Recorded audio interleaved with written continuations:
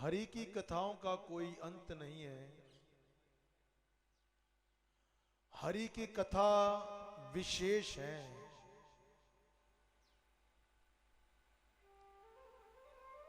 इनका जितना गुणगान किया जाए उतना ही थोड़ा है।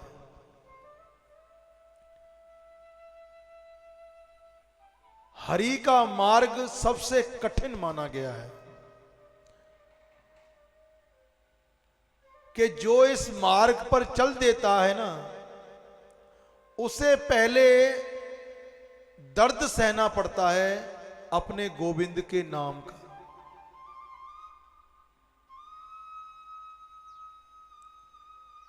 उसे पहले अपने तन मन को कुर्बान करना पड़ता है अपने गोविंद के चरणों में।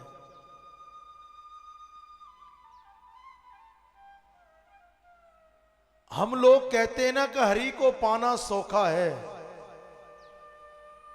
लेकिन उन संतों से पूछना जिन संतों ने इतनी इतनी तपस्याएं की, अपना तन मन उसके चरणों में कुर्बान कर दिया, भूखे रहकर प्यासे रहकर हवा को पी पी कर वो संत हरि की सेवा करते थे, हरि की तपस्या करते थे।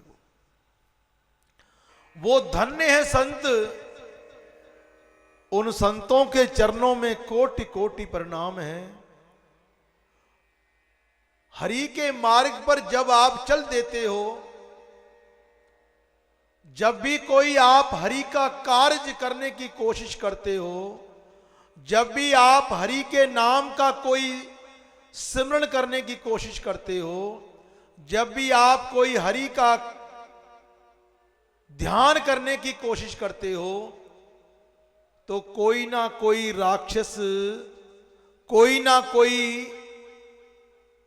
दुष्ट आत्मा आपके शुभ कार्य में विघ्न डालने की कोशिश अवश्य करती है।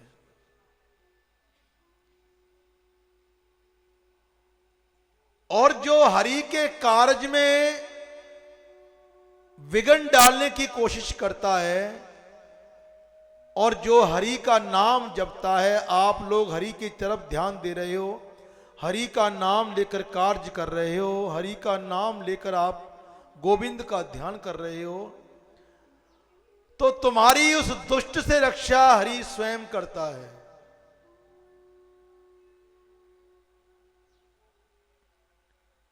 तुम्हारी स्वयं रक्षा हरि करता है।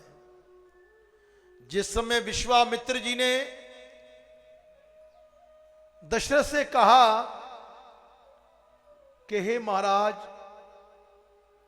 तुम्हारे पूर्वजों ने कभी भी संतों का अपमान नहीं होने दिया, तुम्हारे पूर्वजों के राज्य में, तुम्हारे राज्य में कभी संत ब्राह्मणों का, गौओं का कभी अपमान नहीं हुआ। लेकिन हे राजन,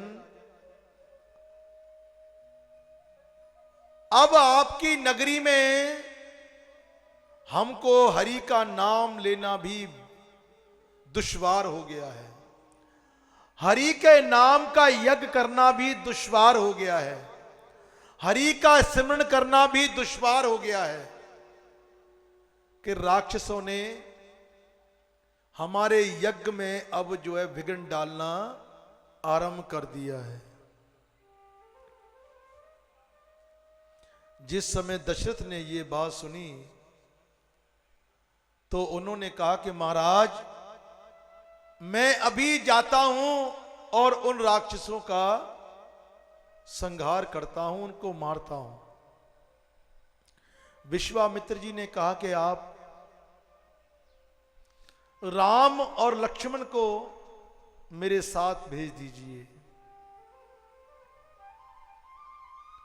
यही सब कुछ ठीक कर देंगे। क्योंकि गुरु जब भगवान का ध्यान करता है, गुरु जब भगवान का स्मरण करता है, तो गुरु की आत्मा परमात्मा में मिल जाती है। वो अपने गोविंद को पहचान लेता है कि मेरे गोविंद मेरी रक्षा करने के लिए स्वयं आ गया है, तो मैं उसके द्वार पर जाकर ही झोली फैलाऊंगा।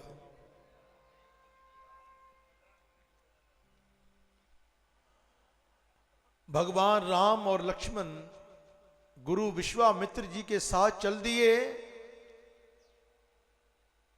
और जिस समय चले तो रास्ते में वो जहां पर मारीच, सुबाहु और ताड़का का जहां पर स्थान था, वहां पर कुछ पल के लिए बैठे। तो भगवान श्री राम ने कहा कि हे गुरुजी, आप अपना निश्चित होकर अपना हरि का ध्यान कीजिए, निश्चित होकर अपने प्रभु भक्त, अपने प्रभु का स्मरण कीजिए, उनका यज्ञ कीजिए, उनका हवन कीजिए। अब कोई भी राक्षस आपके मार्ग में कोई विघ्न नहीं डालेगा।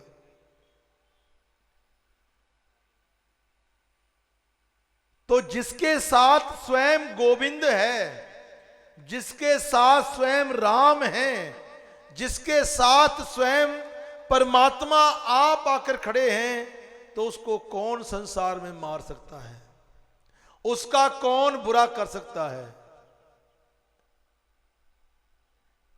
उसका कोई भी बाल बांका नहीं कर सकता, क्योंकि स्वयं परमात्मा उसके सामने आकर खड़े हो जाते हैं। इसलिए प्रभु पर विश्वास रखें, अपने गोविंद पर विश्वास रखें।